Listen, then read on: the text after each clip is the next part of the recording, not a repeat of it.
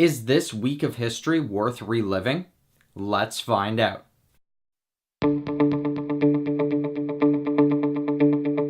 Hello Fanatics, I'm Dylan Phillips and this is the Film Fanatic Review bringing you 7 Days in Entebbe, starring Rosamund Pike, Daniel Bruhl, and Eddie Marsan. First, we'll tell you what the movie is about and our initial thoughts. Then we'll move on to our spoiler-free likes and dislikes. We'll finish up with some spoiler-heavy thoughts on this film and our final word. 7 Days in Entebbe follows the true story of the 1976 hijacking of an Air France flight en route from Tel Aviv to Paris and the daring rescue mission that ensued.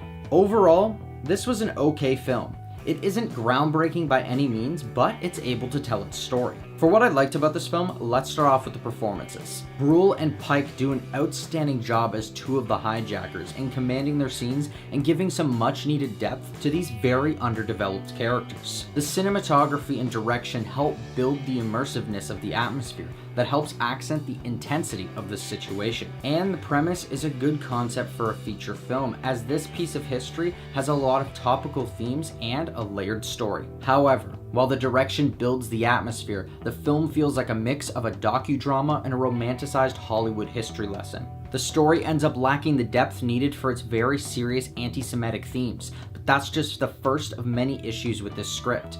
The characters are all one-dimensional and severely underwritten, making the story's attempt at showing all perspectives of this situation a tiring bore fest. It wants to blur the conflict and try to give everyone a voice to show each other's motivations, but it goes over the line by humanizing the anti-Semitic terrorists more than the hostage counterparts. And the film tries to mimic some subplots from other successful political thrillers like Zero Dark 30, but unfortunately they fail to deliver. The characters and plot revolving around the training and the dance recital destroy any tension that's being built in the actual hostage situation, so by the time you get to the rescue op, it's just sort of there.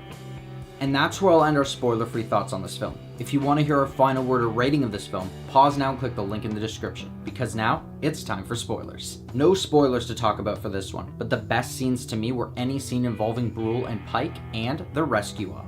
So, with the thoughts heard, here's our final word. 7 Days in Entebbe is an engaging historical drama that ends up glossing over too much of its important subject matter.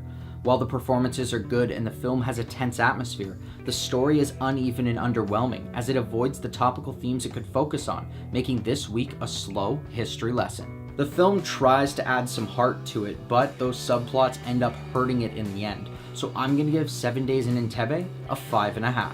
Thanks everyone for watching our review. Are you planning on seeing 7 Days in Entebbe? Or if you've already seen it, do you have something to add? What did you think of the story? Let us know in the comments below. I'm Dylan Phillips and this has been the Film Fanatic Review. If you liked this video and you want to see more, hit that like button and subscribe to our channel. Check out our latest If You Liked video where we recommend movies similar to the film Tao. Don't forget to follow us on our social media. And until next time, Fanatics, keep it real.